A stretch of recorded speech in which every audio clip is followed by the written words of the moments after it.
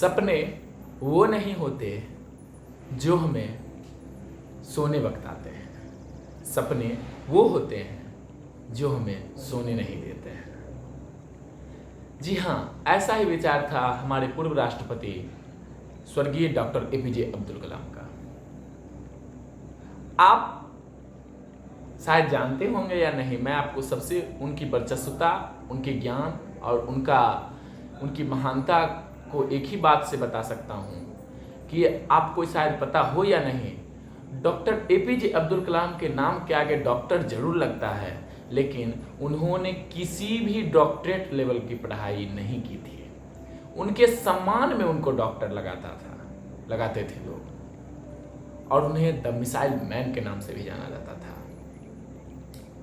Doctor APJ Abdul Kalam का जन्म 15 अक्टूबर 1931 को रामेश्वरम में हुआ था। वो एक बहुत ही गरीब परिवार में उनका जन्म हुआ था, लेकिन उनकी कहानी से हम आज के युवाओं को बहुत कुछ सीखना चाहिए। मैं कुछ पंक्तियां उनकी ही द्वारा लिखी गई एक पुस्तक से उठाना चाहूंगा, जिसका नाम है तेजस्वी मन।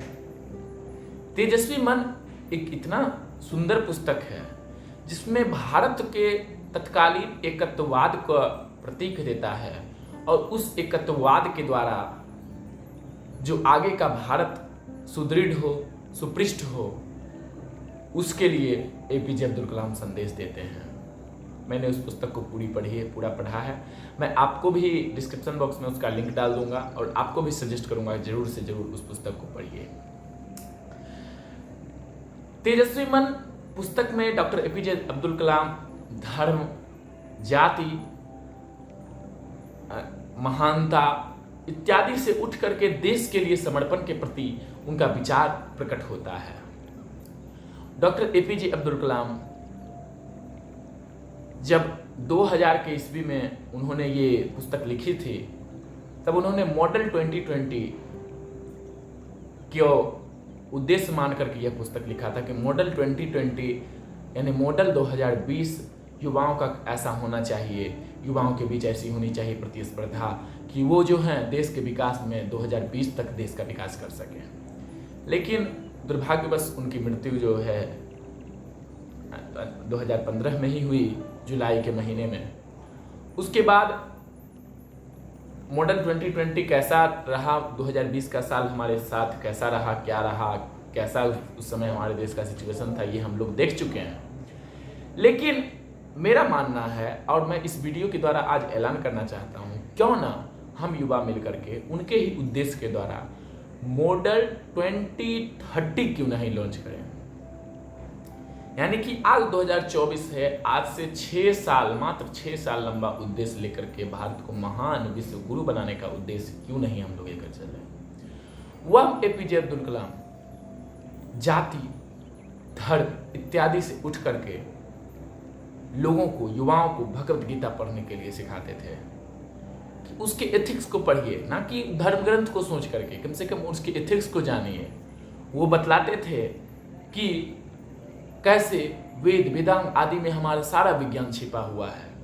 वो उन्होंने अग्नि नामक जब मिसाइल लॉन्च किया था, तो वो बोलते थे कि महाभारत के पात्र बड़बड़ीक से वो मोटिवेट होकर के कहानी पढ़ करके उन्होंने ये अग्नि, पृथ्वी इत्यादि मिसाइल लॉन्च किए थे।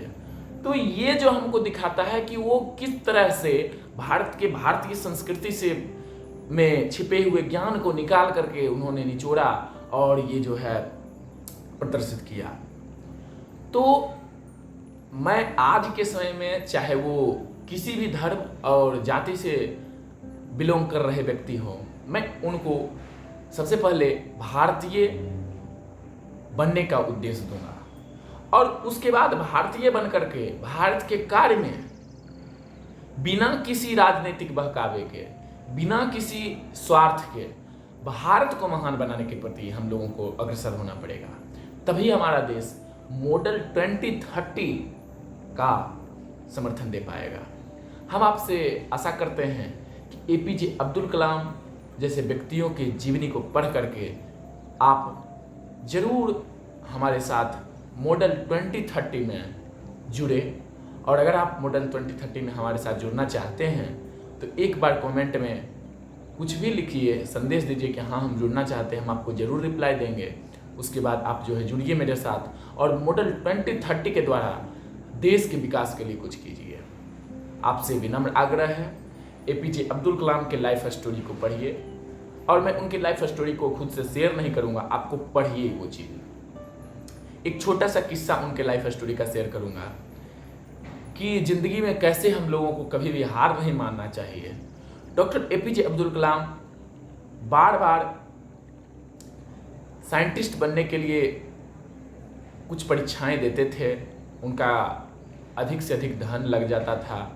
अंतिम बार उनके घर के गहने वगैरह भी बिक गए और उन्होंने परीक्षा दिया और उसमें उत्तीर्ण ना हो पाए तो एक बार उस महान हस्ती को भी आत्महत्या का विचार आया और वह किसी नदी या पर्वत किनारे आत्महत्या करने के लिए चले गए थे। तो वहाँ पर उनको एक संत मिले थे और उनको समझा करके वापस घर भेज दिया और दोबारा इसके लिए आगे बढ़ाया। तो यह चीज़ का और आज वह एपीजे अब्दुल कलाम हम लोगों के बीच एक बहुत सुंदर विचार, भारतीय विचार लेकर के आए हैं। तो हम समझते हैं कि हम आप भी भारत के लिए विचार उत्पन्न बन सकते हैं जैसे डॉक्टर एपीजे अब्दुल कलाम थे।